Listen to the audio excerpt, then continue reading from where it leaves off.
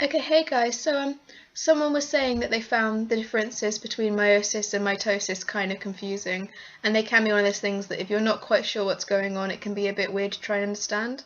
So I thought I'd just do a really quick video to try and clear up some of the bits and pieces about them.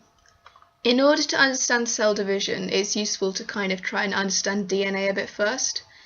DNA is one of those things that everyone's heard of it, but not everyone's entirely sure on what it does. DNA codes for protein, and proteins can determine a lot of things about you. DNA can determine what you look like, how you behave, so much stuff that there's still a lot of research going on. And it doesn't just float around loosely inside of you, it's arranged into these things called genes. A gene is kind of like a recipe for making a certain protein. So we might say that there's a gene for eye colour. Now the different kinds of that gene are known as alleles. Weird word, but deal with it. So you might have a gene for eye colour, and then that will come in different kinds. You'll have the green-eyed allele, you'll have the brown-eyed allele, you'll have the blue-eyed allele. They're all the same gene, they're just different kinds. So to go back to that recipe analogy, you could say you've got a cake recipe, and then each allele is a variation. So this one says add chocolate, this one said adds raisins, this one says add chili powder because you hate whoever you're serving it to, you know. Those genes are then arranged onto structures called chromosomes. And each of your body cells will have 46 chromosomes, but they're not 46 completely separate things, they're actually 23 pairs. So there are only really 23 different kinds of chromosome. The reason you have two of each is that you got one from your mum and you got one from your dad. So for example, you'll have two copies of chromosome 17, and one will be from your mum and one will be from your dad. And they'll have the same genes, but they'll probably have different alleles. So both copies of this one chromosome might have a gene for your eye colour, but then the one you got from your mum might say brown eyes and the one from your dad might say blue eyes. And how conflicts like that are kind of sorted out, because you can't really have brown and green eyes simultaneously or whatever. How those conflicts are kind of resolved, which one wins, that's a big part of genetics. And it's cool, but it's not something we need to know to understand this. So on to the actual stuff. There is one exception to this cells have 46 chromosomes thing, and that's your gametes. Now your gametes are your sperm cells if you're a guy and your egg cells if you're a girl. Now the thing about those is that they only have half the number of chromosomes. So instead of 23 pairs, they only have 23. So your heart cell would have 2 copies of chromosome 12. Your sperm cell would only have 1 copy.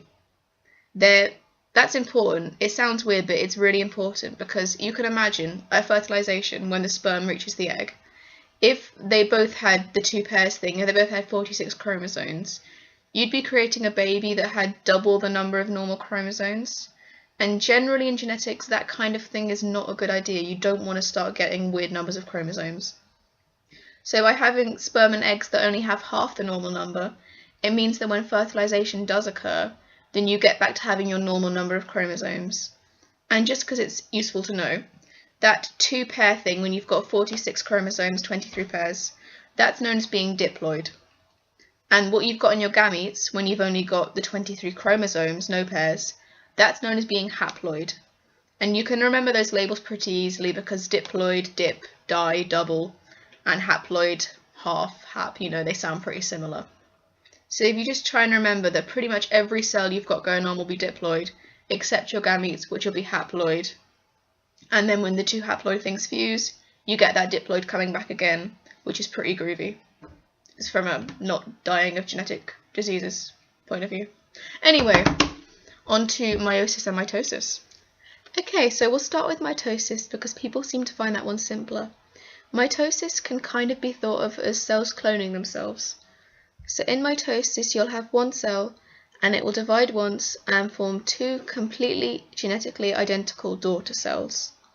Don't get confused by the term daughter cell, it's nothing to do with gender. Just because we needed a term and women had to have something in science.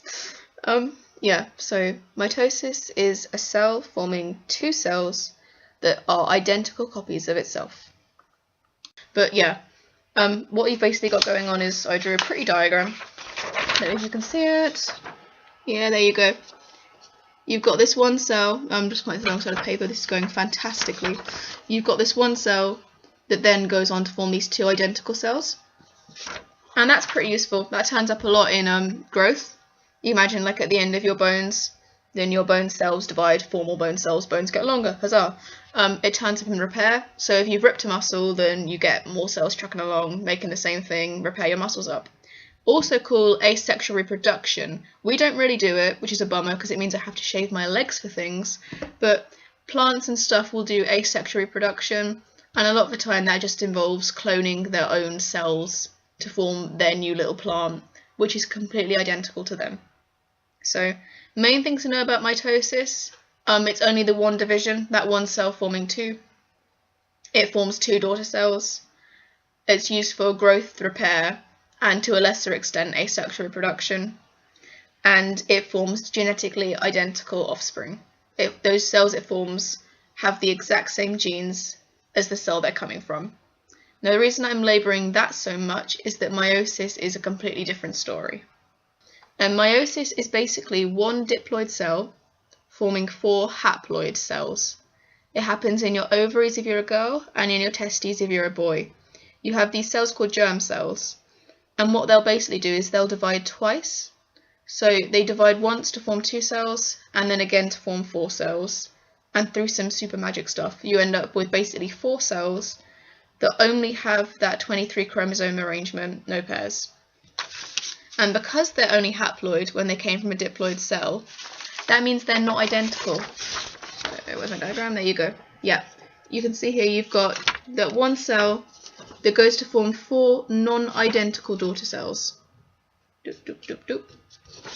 Some other stuff goes on in meiosis too, which also means that you don't have these identical cells. There's some weird bits and pieces of crossing stuff over and passing bits about. That means basically the sperm and the eggs formed by those germ cells are not identical to those germ cells. They're not. So, the main thing you'll ever really be asked on this, my guess would be they'll ask you about the differences. Because the similarities are they're both kinds of cell division. They both start normally with diploid cells. I say normally because haploid cells can do mitosis as well, because it's just cloning yourself. So it doesn't really matter how many chromosomes you have for that. But in the human body, for stuff like growth and repair, it will mostly be your diploid normal body cells making more of themselves. So they're both forms of cell division. That's the only real similarity you'll need to know. It's the differences that are what we really care about. So you can almost like do a little table. You probably will do a lot of tables. Just get used to that. So main things: mitosis, 1 cell division. Meiosis, 2 divisions. Mitosis forms 2 cells. Meiosis forms 4 cells.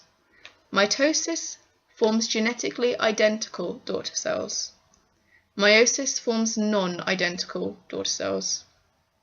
And mitosis forms 2 cells, and meiosis forms 4 cells. Okay, I really hope that helped. I think I probably talked a bit about stuff you don't need to know yet, like with the haploid-diploid thing. That's more just to try and help you understand numbers and stuff. Don't worry about it. Just worry about basically the table thing I just told you. Low the name gamete, because it confuses people. Gametes are just sperm and eggs. Don't think people have both. That's not really something that happens very much, ever. And I think if you do that, then you should be fine. If you'd like to know anything more about this, or if you do this at A level, you will need more detail. Just let me know. I actually find this stuff really cool, so I could talk about it for a while. I can draw lots of diagrams with hideous highlighters and all kinds of beautiful things. So thank you for watching this. I really hope it helped. I doubt it did. I'm sorry for my inability to understand that when I point that way in real life, I'm pointing that way on camera, and paper and just everything was bad here. I'm sorry. I hope you're having a great day anyway. Good luck with biology, good luck with everything. You're great people for watching this.